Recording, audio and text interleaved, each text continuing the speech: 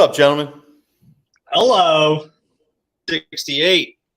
There you go, Jesse. Hey, what's up? Listen, thank you for anyone who's on the other end of this transmission right now for joining us. I am Jesse Rendell, joined by Joel Finken Embiid. Who is that? Fink, is that you? You guys like that? You get to play on words there. Joel Finken Embiid. Very clever. That's very clever. Thanks. And then on the bottom, Thanks. we've got our boys Meech and Tommy. And I realized that my Live from the coop. As always, from the coop. My overlay is killing your name. So here, let me get out of the way. Mike Meech and Tommy Donuts in the house. Gents, how are we? And we got our other homies checking in as well here. And we're going to get right into this thing. I said that we would react to the Sirianni Howie Roseman press conference. And we're going to get right into that, do some rapid fire on that. So I'm going to start with a guy who, if you guys were paying attention to the last episode, suggested that we even go as far as a human sacrifice of Nick Sirianni taking his life with hopes that that would get us to the Super Bowl. And let's head over to Joel Finken Embiid for his take on the news, the confirmation that Nick Sirianni will return as Eagles coach next season. Take it away, Fink. I'll tell you what, if you want me to buy back into this team, it didn't happen today. So you have Nick Sirianni. He comes out here today, and whoever asked the question, I mean, balls on you. He said, "What is your job, Nick?" And he said he's the head coach of the football team. He didn't even know what to say, but he was like, the head coach of the football team. He's there for building a culture, make sure the culture is working. What the hell happened at the end of the season? We lost 5 out of 6. One of the most embarrassing playoff losses I ever witnessed. No one played with any harder out there. And you're sitting here talking about building culture. You were the head coach last year as well. So what's going to change? Because you got a new D coordinator and offensive coordinator coming in. What? They need fresh ideas, he says. All right. Well, look, that's a good start by Joel. He has new fresh ideas. He got his head out of his ass. He can see again. Like, what the hell, man? Like, all right, look. Here's a fresh idea. When a blitz is coming, throw a little screen pass to a running back. Well, Meech, let's take a little further than your little quips there. Why don't you give us your opinion on the confirmation of Nick Sirianni returning as head coach? I'm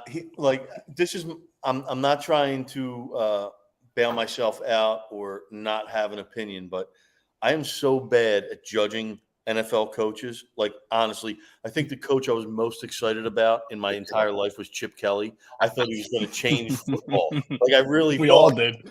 I was like, he's going to be the most innovative. He's going to be the new Bill Walsh, in my opinion. So I am so bad at this shit. Like, I see Cliff Kingsbury's name pop up for offensive coordinator, and I'm like, I don't know who this fucking like. And everyone's like, oh, he's bullshit. He ruined this guy and this guy. I don't know him from fucking Adam. Vic Fangio, the defensive coordinator, is now tied to us from the Dolphins. I don't know anything about Ron Rivera. Okay. Meech, respectfully, you did watch 3 seasons of Nick Sirianni coaching. You must have formulated some sort of opinion about whether he should remain the coach. Yeah, I mean, one year he made the playoffs when he shouldn't have made the playoffs. One year he made the Super Bowl and had a 10-point lead at halftime. And then the next year he was 10-1 and missed the playoffs. So if that's the criteria, I think he deserves another year, just maybe to figure it out. His coordinators this year compared to the first 2 years were really bad. And he had to switch the defensive one more than midway through the season. Okay. So I think he deserves another year. But if you would have fired him, I wouldn't have given a shit. I don't care. I think also Lori doesn't want. Go ahead, Tom. Lori doesn't want to be seen as the trigger happy owner kind of guy. So I think, that being said, when you have no stability in your organization, right, it starts to look really bad. When you start firing coaches every 2-3 years after they've been to the playoffs all 3, like, what's the next guy going to think? Well, shit, if I don't make the playoffs, I'm dead. They're going to bury me under Broad Street. I agree with you, but you know what also looks bad? Going to the Super Bowl, coming back being 10-1, and then losing, however much. It's horrible. Yeah, I agree.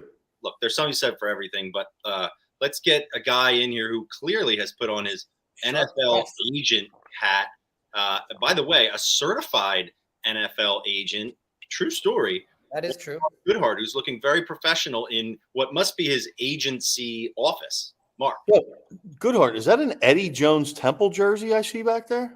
That is an Eddie Jones. God damn it, that is awesome, man.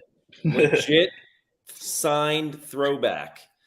I won't get into the story of how I got it because Jesse will cut me off.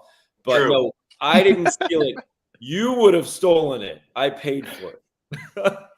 Either way. Don't take this man to an auction at a charity event. He's deadly. Okay, Mark. Nick Sirianni returns. What does a certified NFL agent think about that? It was purchased at a charity auction. But I believe in Nick. I really do. I believe in Nick. I got to tell you, and it has nothing to do with today's press conference. I look at the overall body of work, and I believe in Nick. And I don't think starting from scratch would do us any favors right now. I always sort of wondered if offensive and defensive coordinators were important. Obviously, now we know they are. But I think the stability of keeping Nick is a benefit. And I believe in the guy. I believe in his message. What if they had a chance to get Belichick? Would you think that's starting from scratch, or would you think that's an upgrade?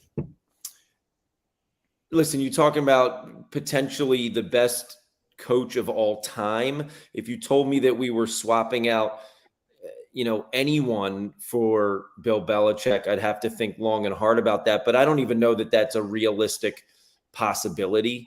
Listen, I think if the Falcons could have hired him, they would have done it already. It's not the question that I asked. And that's not the question. He's going to cut you off anyway. He's still going to cut you off. This is not the format, okay? This Jesse wanted – Mark, finish up.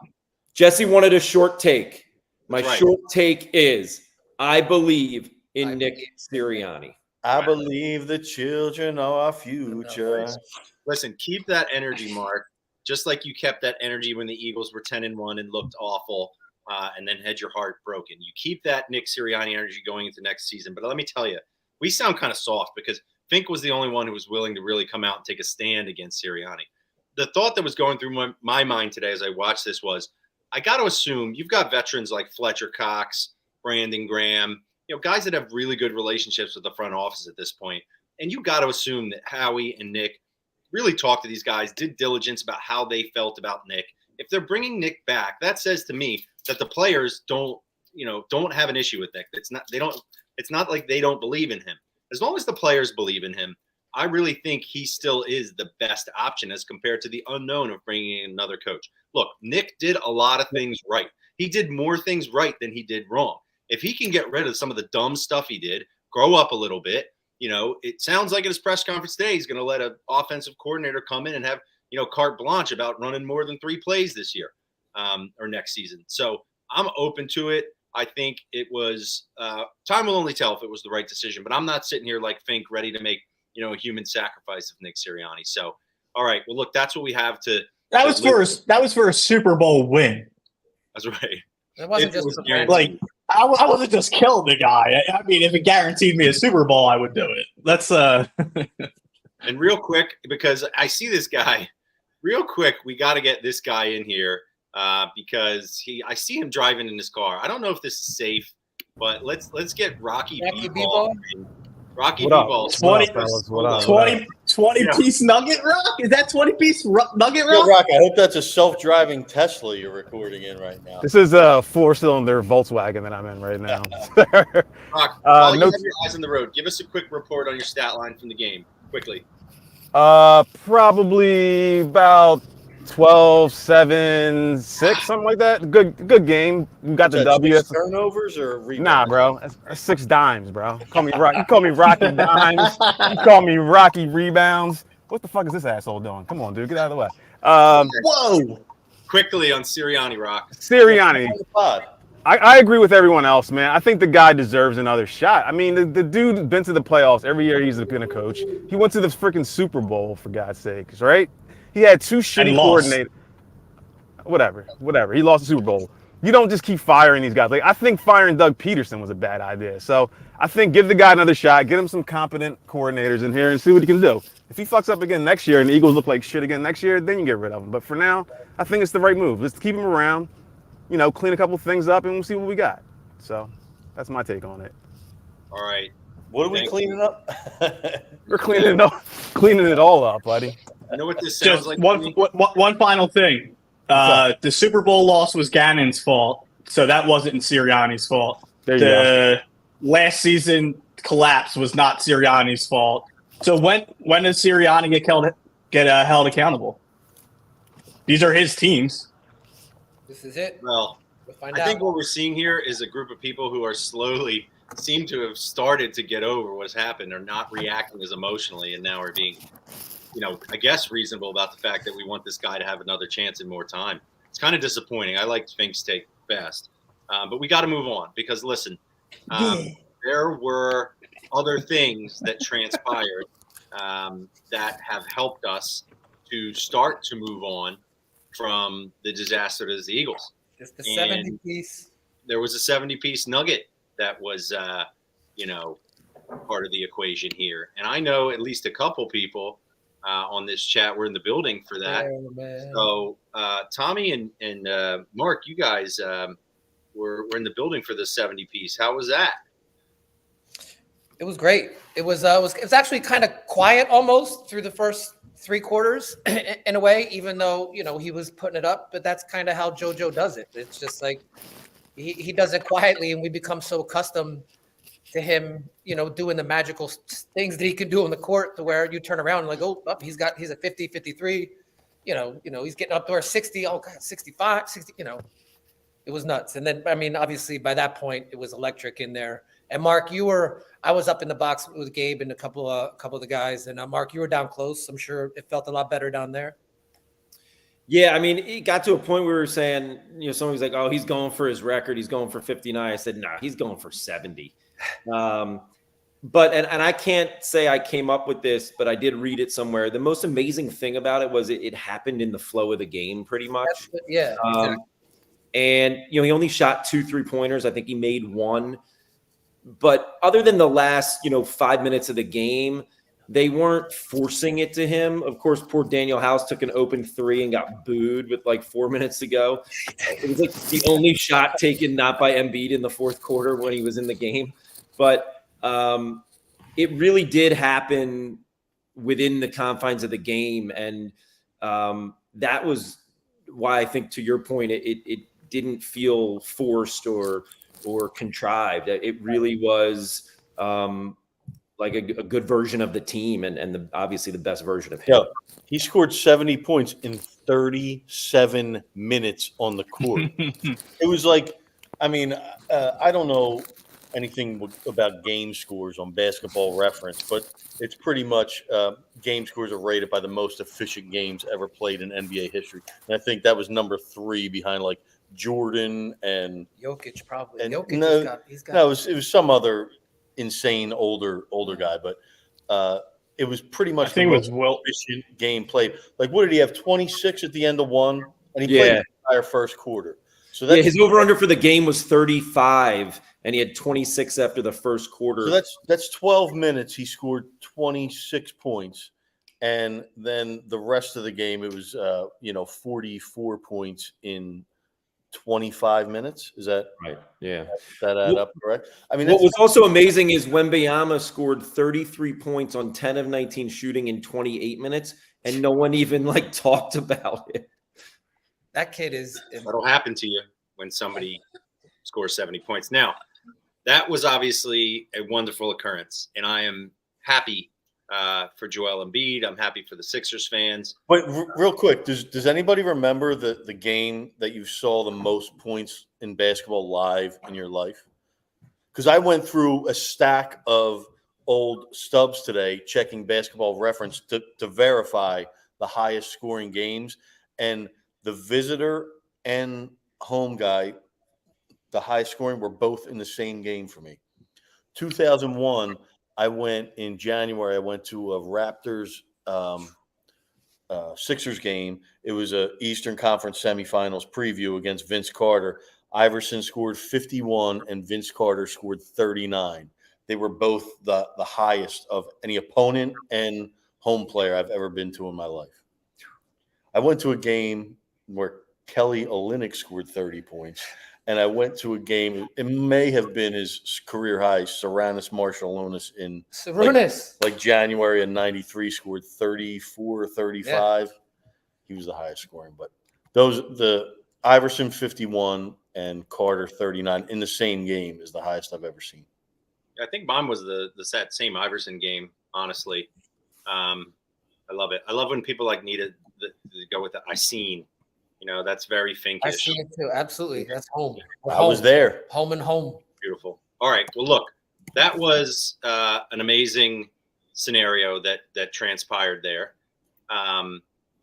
But there's a phenomenon that occurs anytime that Joel Embiid does anything special, and that is the resurfacing of a legendary tweet that I think everybody's familiar with at this point. And I happen to have the pleasure to be associated with the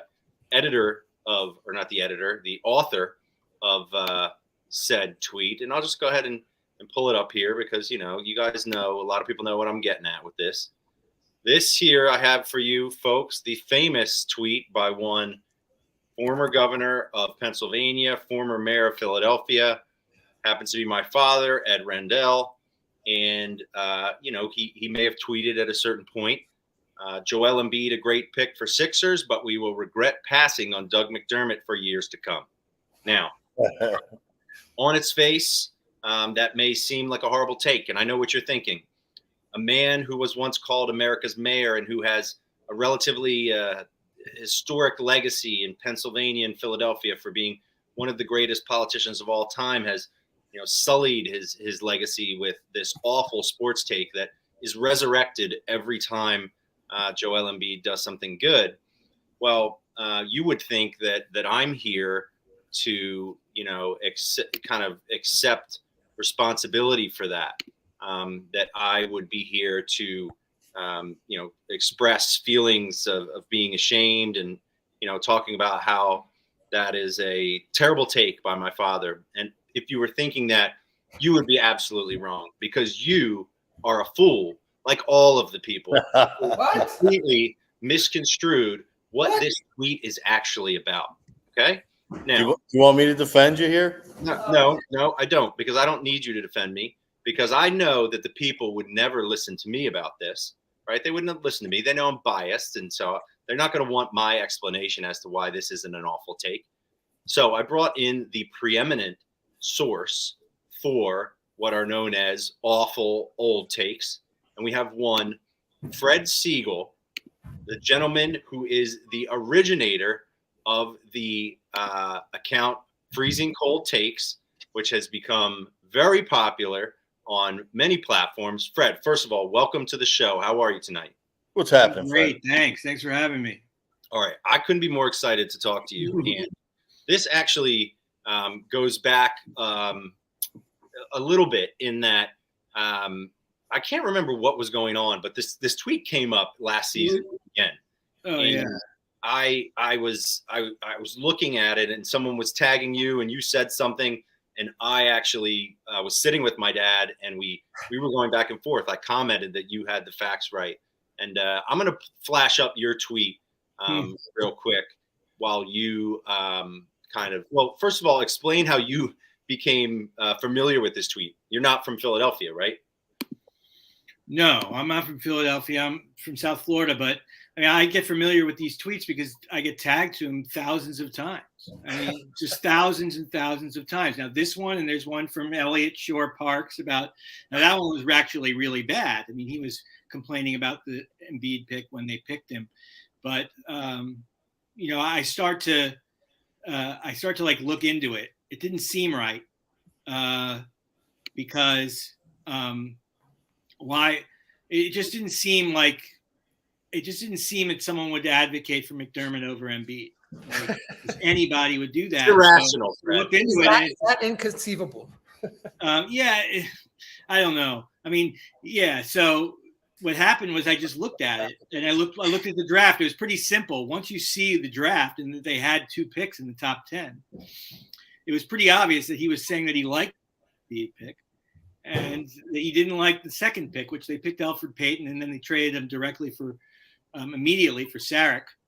And that's the pick that he thought they should have picked McDermott. So it was pretty obvious, but nobody cares about it. Nobody looks at that. Nobody even thinks about that. They look at the face of the tweet and they make their own opinion, and it looks pretty bad from the face of it. First of all, because he was commenting on it like the moment that Elfrid Payton was picked, probably. Right. So at that time, it was like everybody who was watching it knew that they had 2 picks, so they would get it at that time. But once that goes away, nobody remembers that the Sixers had 2 picks that year. Exactly. Except So for maybe Sixers fans, but obviously not, because they're tagging me. And then you throw in the fact that it's a politician. Right. So half the people in the world hate that politician. Easy, Fred. It's even more. I mean, you know it. And I don't have to tell you that. No. But see, if we go back to the tweet and we read the semantics now, knowing that the Sixers had another pick and that Doug McDermott was around at that time, we see Joel Embiid, a great pick for the Sixers, but we will regret passing on Doug McDermott for years to come. Correct. Here's a hell of a lot more sense. The official timeline was Elfrid Payton got picked by the Sixers at number 10. All right. Now, they already had a deal in place when they picked him. They were trading him to the Magic for the rights to Dario Saric, who wouldn't be available for a couple years. The next pick, number 11 in the draft, was Dougie McBuckets. Now, Ed Rendell, my favorite part about this tweet, Jesse, was that he tweeted it go back to the original tweet. Look at the time. It's 1:20 a.m. So he was up all night stewing about this. Like, oh yeah. So maybe he did it after the draft. So he knew they got Sarek for 4 years, and we could get Doug McDermott. Like, he's like, what are we doing here? I totally get him. And if you look at it, Doug McDermott's career, if you line it up against Dario Saric, Doug McDermott's got the better career. So if you look back historically, your father was correct. Elfrid Payton, he wasn't necessarily correct because he wasn't necessarily correct because his sentiment was obviously that McDermott was going to be something better than he is, because I don't think that the Sixers are stewing any late nights regretting that they didn't pick Doug McDermott. I did also do a McDermott Ed Rendell search, and in 2019 he doubled down and he's like, "Yo, Doug McDermott's shooting like 40% from 3." He's like, "I was right." I tell you guys, this is the usually like a star in college basketball who gets a lot of publicity, and Doug McDermott got so much publicity by the end of his career in college basketball. Rightly so. They get especially someone who's great on offense. No matter what, like, you tend to believe that he's going to be a great pro. I think the issue here is that my dad grew up in the Hoosiers era, right? So he was like fascinated with the white underdog shooter guy. Do you know what I mean? And so I forget, there was a couple other instances where there were guys like this, but he became fixated on McDermott.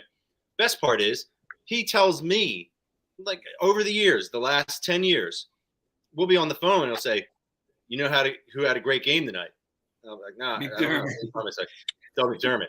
You should have made 6 or 7 threes. You wouldn't believe it, right? And of course, after the 70-point game, and we have a tweet here that pointed it out by this guy at TK76 _. Who knew that 10 years later, McBuckets and Embiid would combine for 83 points in the same game? There's all sorts of irony here, but I just want to clarify. I want to go on the record, let everybody know this is actually not a bad take, and you have the originator of Freezing Cold Takes saying, "You know what? This doesn't qualify." Fred, it doesn't qualify. Now, by contrast, you mentioned this tweet, which you want to, this is the epitome of Freezing Cold Take, right? There's no. That's the one. That's the one I get. There gets to be a point where I really despise seeing a tweet because it gets sent to me so much, Right. And that's really that's in there. That's easily on the right. And just near for the top of the listeners, list. Fred, is Elliott Shore Parks like the most sent to you account? Because I remember he had one Philadelphia last week. It was like the Lions play the Eagles at 3:00 next week. It's like, dude, like for Philadelphia stuff, he gets a lot of stuff sent.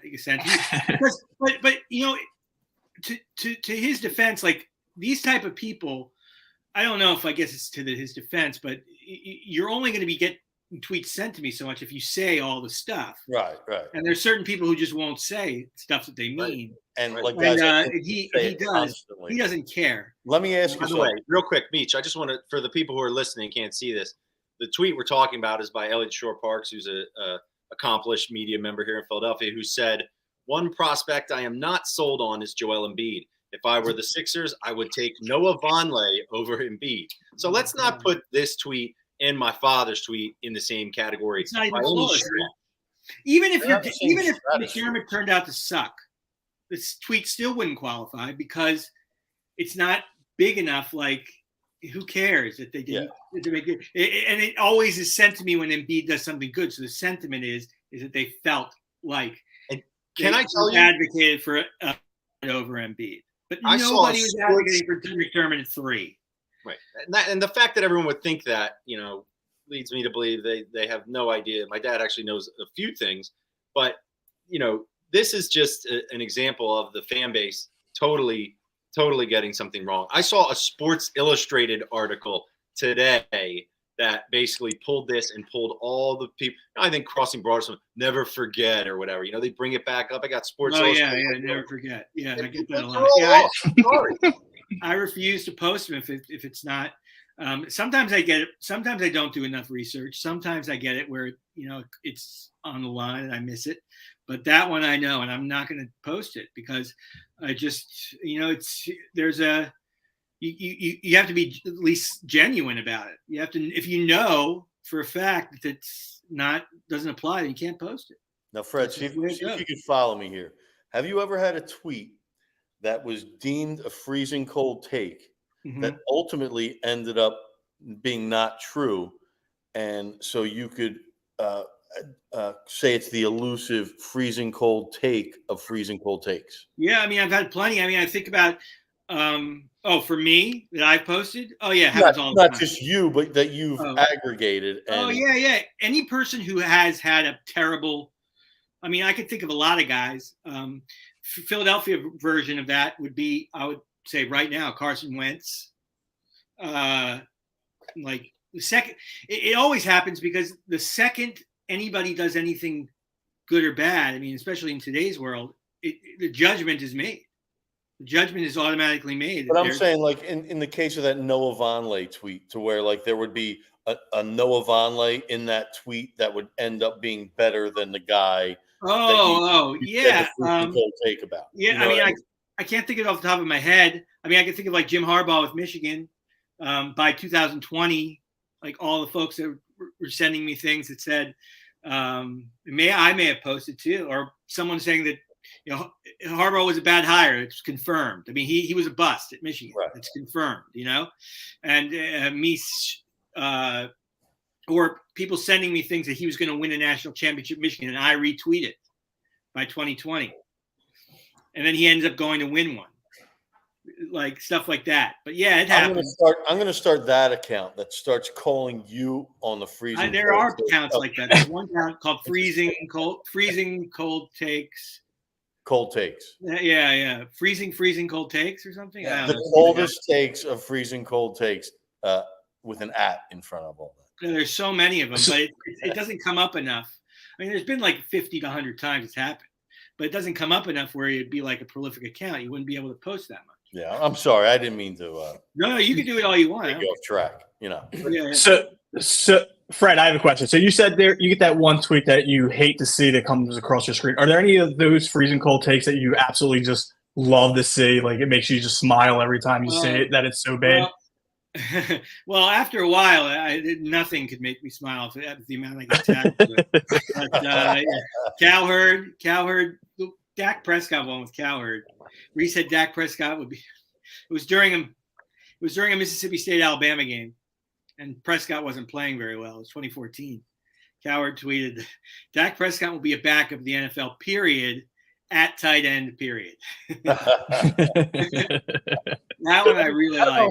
His Lamar take was pretty bad too. He has a lot of them. I mean, he doesn't remem what he said the day before. He's a volume. Those guys are volume shooters. Yeah. He'll go off on a lot of different guys, and he'll flip on Lamar too. Like he'll say that he'll forget that he even said that Lamar was supposed to be bad, and then Lamar will play bad, and then he'll say Lamar's great right now, and then tomorrow or Sunday if he plays bad, then he'll say, "Oh yeah, I told you he was bad." It's like that YouTube clip. What's a coward arguing for and against Aaron Rodgers with himself? Oh yeah, he does do that a lot. He's always, but he essentially always goes back to Rodgers being bad or not nearly as good as all the other top quarterbacks. But he'll have to flip it sometimes. He did the same thing with Cam Newton. Yeah. Now, Fred, this kind of thing really amazes me that we live in a world where an account like yours has like such a niche. And I'm wondering, I actually don't know what you do, if this is something that's kind of like a full-time thing, or you were a journalist, or what do you do day to day? I was an attorney when I came up. I was an attorney when I did this. It was a hobby at the time I started it. Then I quit being an attorney and I just do it now. I share a lot of things, especially on Instagram, and sometimes selling products through my account, and sharing stuff. It's a huge hustle. I wouldn't even have enough time to get into it. It's a major hustle. So would you rather be an attorney looking back? No, absolutely not. I mean, I'd rather do this for free. Awesome. Jesse escaped that as well. Yeah, I'm still a licensed attorney, but don't. Yeah, I mean, it's if you can get out of there. If you don't like it, you can get out of there. It's a great feeling. Yeah, that's what I did, and I started this massive podcast, and now I'm filthy rich, and it's just perfect, man. Oh yeah, couldn't have gone better. Well, Fred, hey, thank you so much for joining us, man. I just hit Fred up about this because I knew he would know what I was talking about. He immediately agreed to jump on. So I'm glad you could come up. Thanks, man. We appreciate it. Thank you, brother. You're a big one on the internet. No problem. Fred, thank you, Fred. Chip Kelly. I have in my book. I wrote a book. That was one of the things I did. Plug it. Old Takes NFL. Yeah, if you go to my page, @Old Takes Exposed on Twitter or X, it's right there on the pinned tweet. But there's a full chapter on Chip Kelly. When he was hired, and especially the first game was like the explosion. No, I thought he was a genius, Fred. Oh my God, first half of the first game, the game against the Redskins, and it was unbelievable, the amount, like the amount of reactions. The revolution is coming. I still remember that game. I was Paul Revere. I don't tweet.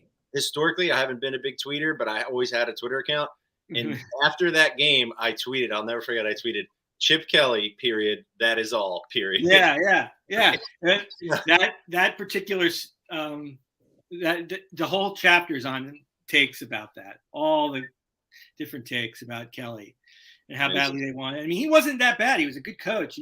He just was in over his head in terms of building the roster, he doing all that stuff, and couldn't get along with anybody. And he just, like, in college, it was different. You called him an offensive genius, and you thought he'd be an offensive genius in the NFL, and that was it. But he ran the whole show, and he just wasn't really good at that. Turns out your defense doesn't really like that after a while. Yeah. Thank you so much. Everybody check out Freezing Cold Takes.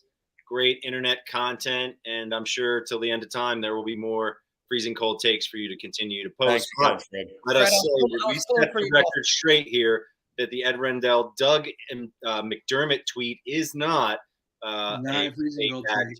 Thank you, Fred, for clarifying for everybody. All right, man. All right, take care, everyone. Yeah, we'll hit you. Thanks, Fred. Have a good one. Thank you. Thank you. Yo, Jesse, I can't imagine. Like, I would get so angry if I had to defend my dad on something I know he wasn't wrong about. If I would curse everybody on the internet. I wouldn't be able to handle it if my dad was getting attacked like that online for something that really wasn't his fault. I would flip the fuck out. I would end up deactivating every online account I had. Yo, shout out. I would Fred pile on if it was my dad. You do what? Pile on. I'd pile on if it was my dad. Funny thing is, I played into it and acted like I was like kind of embarrassed by it. But after I kind of figured it out and talking to him, it definitely started to make me mad how people are so stupid about this, especially all these people that keep bringing it back up year after year when Embiid does a good thing. But hopefully now that the word is out, maybe they can stop doing that. You know what I mean? I don't know. Do any of your parents have, woefully awful tweets that embarrass you, or is that just me? My mom or just you, dad buddy. never knew how to log on to Twitter, how to create a name. I mean, I'm so thankful for it. Hey, shout out. My dad wears a crown on social media for our place. So yeah, I got some embarrassing things going on over there. I got to shout out Aleko because he's mad that we're streaming without him. Aleko is our cameraman extraordinaire, but he's in. He could have came to the coop to hang out. Like, what the fuck? We're here. We're here working, Aleko. Where are you? Bring a camera. I'm here. Look, we told you it started at 8. Where you been? Everyone had to go home. We'll be back, Aleko. We'll reunite with you soon enough. Okay. All right. We see that Rocky B-Ball has made it to his residence. Rock. It did look like you were driving some sort of oversized vehicle on that shot, like a big steering wheel. There were some comments in the chat about that. Nah, I had the phone in the instrument cluster. You know what I'm saying? So it looked like I drive a Volkswagen Tiguan, so I guess it's on the larger side of automobiles. But yo, real quick, shout out Fred, and your pops is the man, but your pops is dead fucking wrong, Holmes. That's all I'm gonna say about that. Rocky, are you not What listening? you talking about? Are you not listening? I was listening. I don't care what you can backpedal on anything you want. Your pops is dead wrong, dude. Oh no, hold on. Now, okay, I want you to explain what you mean. You know what your pops meant. He meant that the Sixers should have drafted Dougie McBuckets over Embiid, and they didn't. That's what he. That's not what he meant. And That is what he meant. Watching. That is what he meant. You represent everything that is wrong about. I don't care what he says. I don't care what you say. I don't care what Fred said. You know what he meant. I'm sticking to what I think, and he thought that Dougie McBuckets should have been drafted by the Sixers instead of Embiid, and that's what it is. That is I don't care. I don't care what kind of backpedaling explanation you guys got right now. Honestly, that's not even worth addressing to me because that's just a moronic point of view after hearing what you just heard. Well, I think you're going to have to, because now you brought up that your dad always texts you, Doug McDermott had a good game. Mm-hmm. Yeah. He does that. He won him over Embiid. I'm with Rock now. Sorry, I'm flip-flopping. I'm just trying to cause a little controversy. Once Fred said, that he understood it, then that was all that we needed to hear. Sure. Now, one other thing I wanted to point out. Actually, there's a couple things I want to point out here. First, guys, you saw this because we used it for the Wooly. Rock did not drop 70. I got 70 total on the season. Yeah, 70 wings last weekend, maybe. I don't know. Okay, so I used this in our YouTube artwork thumbnail, which was great because I didn't have to commit copyright infringement like I normally do. This is the wonderful drawing by my daughter Rosalind of the Embiid 70-point, Wilt Chamberlain picture. How convenient is that? Are you guys cool with Roz starting to draw all of our I love it. Although that looks like Uncle Drew. I love it. Did you get that sent into Embiid? Like, you should probably get that sent into him some kind of way. I think it's pretty cool, man. I think he really wouldn't give a damn about, but maybe. I know. If anyone has a line of Embiid, let's get it to him. Put it on a T-shirt. I think it's pretty cool. And Meech, you forgot you wanted to talk about something that related to that on Twitter as well, right? That you had, yeah. Yeah. Listen, after Embiid dropped 70, Adam.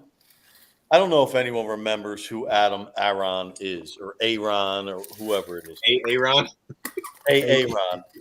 He's the former CEO of the Sixers back during the process when they had like no fans, and what was that? The Revolutionaries they brought in. Is that fan group that they would store like right behind the net. He brought in like Broadway lighting to the Wells Fargo Center. He did everything except try and bring basketball players in. It was hilarious. Wait, you're forgetting the worst thing he did. Remember the mascots. The mascots. He created an open voting portal for these Ben Franklin dog and What were they? I forget the. It was the historical figures. It was Philly. It was Philly Moose, Ben Franklin, and a dog. And then the fans voted, and we didn't get any of them options. They gave us Franklin, the mother freaking dumbass Franklin. This is another reason why I hate Franklin, because of Adam Aaron. But back to Meech. Anyway, Adam Aaron left the Sixers to become the CEO for AMC movie theaters. And I think when he started at AMC, their stock was like $75 a share, and I'm pretty sure right now it's at like $3.95. So everything he does, he has to preference with his stockholders because they hate him. He became one of those NFT guys, and then a few months ago, it came out that I don't know if you guys heard this. Did you know he was catfished, Adam Aaron? No. He was catfished by a woman who pretended to be a Russian ballerina. Now, Adam Aaron thought that this was a girl that he used to mess with when he was younger, and he texted the girl that, are you the same one who used to do unspeakable acts to me? This is what he texted. This is all court documented. I'm not making things up right here.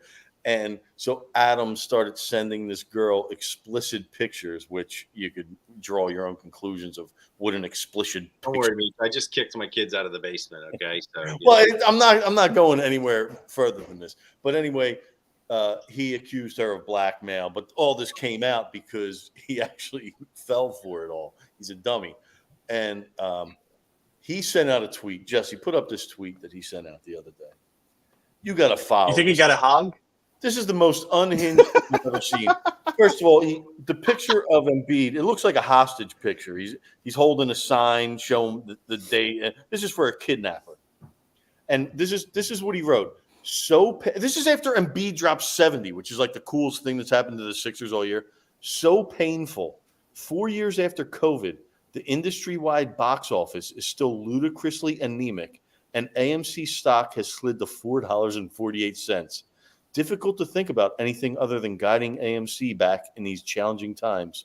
But greatness deserves praise. Sixers Joel Embiid, 70 points. 70. Like, it's it's the craziest tweet I've He just why his you have to mention that, because if he just said, hey, congrats on Joel Embiid scoring 70, he'd get 9,000 people in his mentions going, What's up with your stock price, you loser? Like he is so far gone. This is all he has to preface everything he does with the stock price of AMC. Otherwise, he's just going to get hammered. And it was the dumbest, funniest tweet I've ever seen in my life. And I don't know if it doesn't look like anyone else finds the humor in it that I do. But you do. I mean, the guy has been a goofball. He always has been. Just a weirdo and so out of touch, but it just didn't make sense, the train of thought at all. Yeah, like he just goes from like COVID and then we have to praise our center for scoring 70 points on a random January game. Like that had to be done. Just don't say anything. You know what I mean? And appreciate greatness. Bring that tweet back up real quick if you can, Jesse. Sure, yeah. No, I got it. My favorite part is if you look at the bottom, it says last edited. Like he actually edited this fucking thing, and he didn't edit out all the stupid shit. Just edit everything out that says greatness deserves praise. Joel Embiid, 70 points. That's all you needed to say in this whole entire period. The first 90% was completely uncalled for. Unhinged. All right, real quick. Do we think that this it seems like every year there are these games. I mean, this year Embiid has had a ridiculous run, and it's been fun. Everyone agrees it's fun. The role players are fun. Coach seems to be a good coach. But is there any reason at this particular juncture for us to feel like this really is different to the point where they can compete with some of the better teams in the Eastern Conference and can actually make some sort of run? Or are we just kind of you feel that way? Yes, and the reason happened today, Jesse. Doc Rivers, coach of the Milwaukee Bucks, This Hold on. Yes, last night CNN Sports had it last night. That's right. This is a complete 180 from what you guys were saying last week when I had a lot of faith in the Sixers and you guys were like, oh, we got to see them get out of the second round. I don't care what the hell they're doing. I'm now. still saying here's their ticket out of the second round, Rock. Oh, Yeah, Doc Rivers. listen, Doc Rivers. I was listening to another podcast, another Philadelphia popular How podcast. dare you? And You I'm sorry, fucking man. cheater. I'm not naming them. I mean, everybody listens to them. But anyway, they were interviewing Tyrese Maxey. And Maxey talked about the difference that Nurse is making on Ricky Sanchez? No, dude. It was Gillian Wallow. Oh. Yeah. They were interviewing Max, and he was talking about all the things that Nurse is doing and how much different he is from Doc and what he brings to the team and how he's got Embiid thinking about different ways of playing ball. And I just feel like these dudes got like something with them this year. He talked about the difference in Toby's game and how Nurse has just brought a whole different mentality to this team. And I don't know, man. I think they got a little something different. At least get out of the second round this year. You know, if you can give me the ECF, I'm good with that. Go from there. Give me another player after that, and let's see what they got. That's not like the NLCS. People don't say that. You can't just acronym something up. Do you know what I mean? I'm sorry, Eastern Conference Finals. Thank you. You. Appreciate that. Meech, what do you think? I think if you look at their how effective they are with Joel Embiid playing, all right, they're the best team in the NBA by far. I think the 11 games that he hasn't played, they're like 3-8, or 10 games, 3-7, something like that, give or take. But the games he has played, they're not only do they win, they beat the best defenses in the league. He sits most of the fourth quarter. I think they're really in position this year to do something. Jokic too. I mean, he can do that anytime. Yeah, but right. Well, let's go to a professional. Last year. Mark, your thoughts from the Good Heart Sports Agency offices. I think, I got to agree with Rock and Meech. I think the Sixers are legit. I mean, I think beating Denver at home was a big step forward. I think they could be that team. It's hard to have full faith the way we saw the Eagles crash and burn because it feels like that Philly curse thing, the insecurity of being a Philly fan. And it's hard to have total faith based on how the Sixers have performed in the playoffs the past couple of years. But I do see a different team. I see a different Embiid. I see a different Maxey. Nurse seems to be making a huge difference. The role players seem to be actually playing roles, not just like throw them out there and see what happens. I'm feeling the vibe, and I also feel that we're not getting too carried away. That it's a little bit of a wait and see, and it's building. Right. So I think we're going to get there at the right time. The question I have is the way Embiid is playing. Is there something different, such that when the playoffs start and the game slows down and teams start to take a different approach to him, will he be able to counter that in ways he hasn't in the past? For example, it seems like this year when he's standing where he likes to stand around the elbow, the foul line, that jumper is going to go in 9 out of 10 times. And because he's so big, you can't stop it, right? And that seems unguardable. Now, you guys know once you get in the playoffs, they're going to throw way more double teams and triple teams, and they're going to try to deny the ball and blah, blah, blah, blah. But that's really what I wonder. Is there a way for his dominance to actually? Well, you know what? Here's the difference this year. We got a competent coach who can call a timeout and say, hey, Joel, this is what's happening right now. Yeah. Go ahead and do this instead of doing that, what you've been doing, bottom line. Hey, that's a good point. That's a really good point. I mean, how many times did we watch it in the playoffs? We'd watch, Embiid's doing nothing. Harden's out there at the top of the key, yo-yo dribbling, and Doc or just standing there looking like lost and dumbfounded. He calls a timeout and comes out with some more bullshit, the same kind of stuff. And I also think he's getting the ball earlier. Meech shared like with Harden would just pound that ball, and then just hand it to him with 8 seconds left on the shot clock and say, go figure it out. And I think he's getting the ball earlier. And I also think that the team is moving faster around him. So some of that slowdown in the playoffs does concern me. The matching up with Boston still concerns me. But the team is playing faster, even within the half court, because Harden's not slowing them down. And I think that's got to help. All right. Fink was going to say something. And everyone knows if there's one thing about this show, we need more Fink. Fink, go ahead.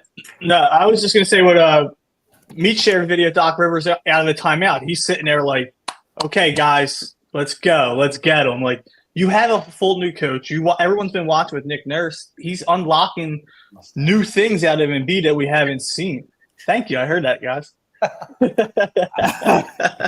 Now that's also going to throw me off. But I think at the end of the day, it also comes down to Embiid's health, because if he's not, the team runs through him. So we need him to be healthy. But like Pete said, I think he's not playing in the fourth quarter in like 30% of his games this season already. Like, that's insane. And we're still winning.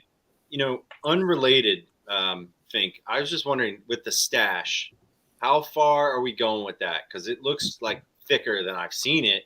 And there's almost a little handlebar action. Like, what's the plan? My man's looking like John Holmes right there, man. Old school. It goes until the wife tells me that I look like an asshole. And then I got to be like, which I mean, like, it does now, but I'm still getting away with it. So. Fink, you've been saying the wife. Doesn't it look good? I said everyone's a wife. If you have a girlfriend, that's your wife. That's his wife, his wife. Sure. We should go try to get a jeweler sponsor for the show, if you know what I mean. Steven Singer, man. Everyone hates Steven Singer. I got one. Got one, Tom? Yeah. Meech probably has like a family heirloom that'll sell to you at a good price. Listen, rest in peace. My dad was the best goddamn jeweler. He hooked every single one of my friends up with engagement. My dad was the greatest, but unfortunately, you'll never get a Joe Malici original anymore. Yeah, I did see, by the way, that Devin was happily eating Primos on WIP as part of a post, and I just. How does that work, Fink? Like, is it just you got to do what you got to do for your job, or do you, how do you handle that? Getting paid, man. Bring home the bills. I'm cool with it. Makes sense. I want to.